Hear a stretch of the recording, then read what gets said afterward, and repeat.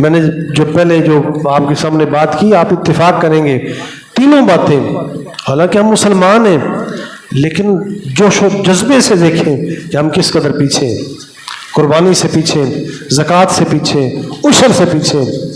اور آج یہ تخمینہ لگایا جاتا ہے کہ اگر آج ان تینوں عملوں میں اگر ہم پیش ہو جائیں نا، جتنی استطاعت ہمیں مالک نے دی ہے، اگر اس قدر ہم اس میدان میں نکلے نا، تو یہ جو آج حالات کی تلخی ہے، تنگی ہے، یہ اس رنگ میں ہمیں نظر نہ آئے. آج کس قدر غریب پس رہا ہے، آج مفلوق الحال کس قدر پس رہے ہیں.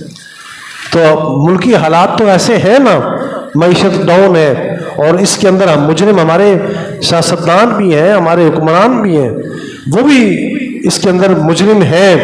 لیکن اس سے ہٹ کے جو ہم عوام اگر اپنے آپ میں ہم اگر دیکھیں، اپنے گربانوں کو جھانکیں، تو یہ مضمون کوئی بعید نہیں ہے ہم سے، کوئی ڈکا چھپا ہوا نہیں ہے. کتنے سارے صاحب حیثیت ہیں جو اپنے فرائض ادا نہیں کر رہے، صاحب استطاعت ہیں، صاحب حیثیت ہیں، لیکن اس کے باوجود سالانہ زکوٰۃ نہیں آ رہی. اگر سالانہ زکوٰۃ نکلے نا، اور وہ زکوٰۃ نکل کے وہ تقسیم ہو غریبوں مسکینوں میں، تو یہ جو ہمارے پڑوسیوں کا، گوانیوں کا، ہمسایوں کا اور ہمارے حلقوں کا یہ حال ہے، یہ اس قدر پیچیدہ نہ ہو اور اس قدر سنجیدہ نہ ہو جو حال بنا ہوا ہے.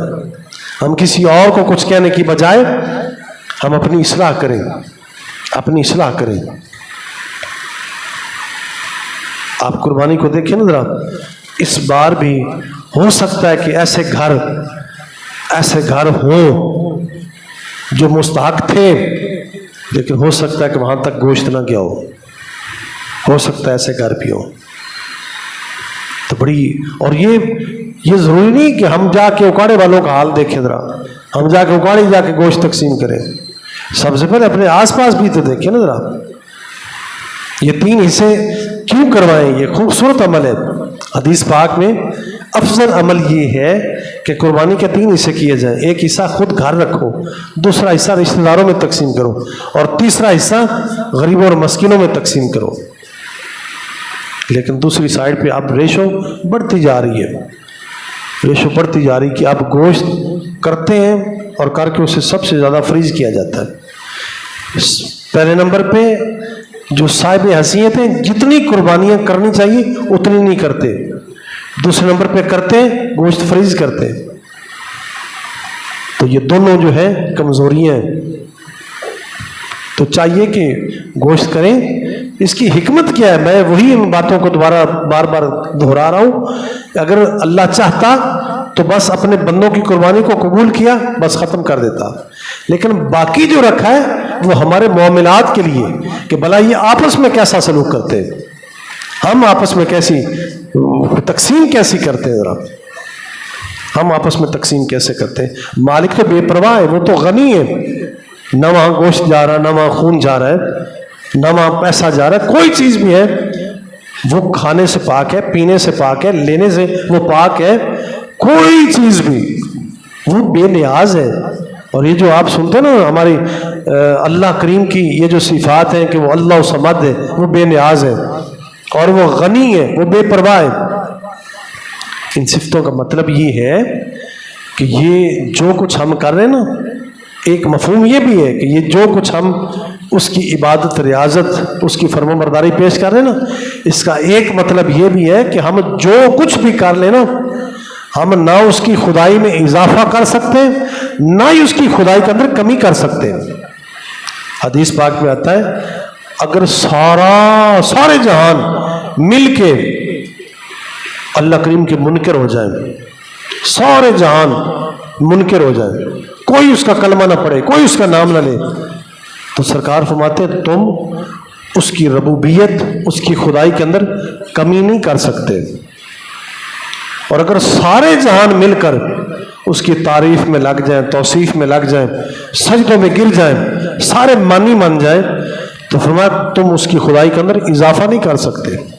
وہ جو ہے، جو تھا، وہ ہے، وہ رہے گا. ہم اس کے اندر کو نہ اضافہ کر سکتے نہ کمی کر سکتے.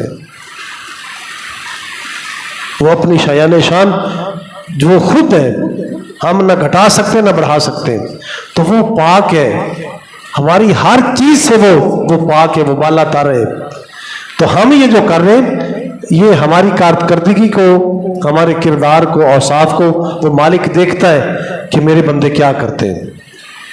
اگر زکوٰۃ ہے نا، زکوٰۃ فرض ہے، زکوٰۃ نکالنی ہے ہم نے اور وہ تقسیم کرنی ہے، تو وہ دیکھ رہا ہے کہ یہ بھلا اس کی بانٹ تقسیم کیسے کرتے ہیں، کیا بھلا یہ مستحقین کو دیتے ہیں، جو مستحق ہے، جو مصرف ہے، کیا یہ وہاں تک پہنچاتے ہیں؟ عشر ہے تو اس کے اندر بھی یہی حکمت ہے، اور یہ قربانی تو اس کے اندر بھی یہی ہے، صدقہ و خیرات کوئی عام کوئی نفلی بھی ہو تو اس کے اندر بھی یہی ہے کہ جاؤ اللہ کی راہ میں اس کی فی سبیل اللہ اس کی راہ میں خرچ کرو۔ تو جو کچھ بھی ہم نے تقسیم کرنا ہے نا، اس میں سے کوئی چیز بھی اللہ کریم کی بارگاہ میں وہ نہیں پہنچا سکتے، ہم کو کوئی مادی چیز کو دے دیں ذرا، لیکن وہ ہماری اس رضا کو، ہماری اس خوشی کو، ہماری اس کارکردگی کو اور ہمارے اس عمل کو دیکھتا ہے کہ یہ وہ عمل بندہ کہاں سے کر رہا ہے، اس کو دیکھتا ہے۔ تو ان اعمال کو اور ان ذرائع کو ہم نے درست کرنا ہے، ہم نے ان کی اصلاح کرنی ہے کہ میں جو کچھ کروں اللہ کی رضا کے لیے کروں۔ اگر کسی بندے کو بھی دے رہا ہوں، اگر کسی بندے کو دے رہا ہوں، میں جو کچھ خرچ کر رہا ہوں میں اس لیے خرچ کروں کہ میرا رب مجھ پر راضی ہو جائے۔